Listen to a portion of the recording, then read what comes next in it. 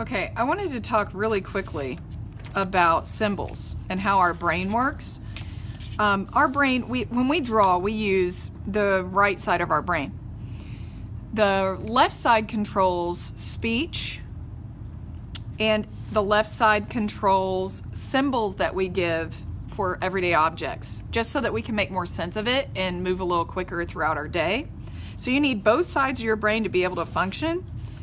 But we need, when we're drawing, to make sure that we're drawing things as we see them, not as we know them. So what I mean by that is this. My daughter, when she was 2, drew an eye like that. Just a little dot. Go in just a little bit. Okay?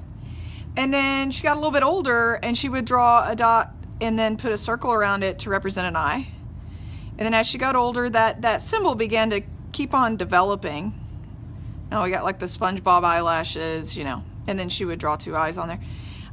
And now she kind of does this. She's a little bit older, and she does that. Now I can draw a symbol for an eye, and it's more developed than hers because I know a little bit more about an eye. Like I know there's an eyelid. I know there's eyelashes that sometimes pull off the side and kind of curl upward into like batches. I know there's the eyeball usually gets cut off by the top and the bottom of the lid, unless the person's super surprised. And that there's a tear duct over here. Sometimes there's crazy highlights that happen in an eye. And that usually the pupil of the eye is dark. Every once in a while it gets cut off by the top part of the lid though, and kind of the shade goes up into it. And then some people who have light eyes have like this thing that happens as it comes out. So that's a decent representation of what an eye looks like.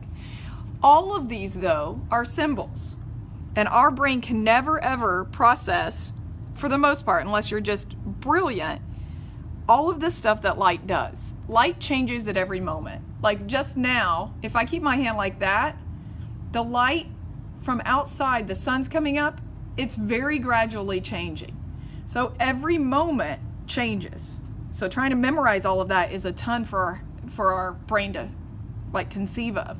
So that's why our brain gives us symbols. Our brain even gave us this symbol. There's the word eye, or this symbol, eye. Okay? So there's a whole bunch of different symbols that our brain knows.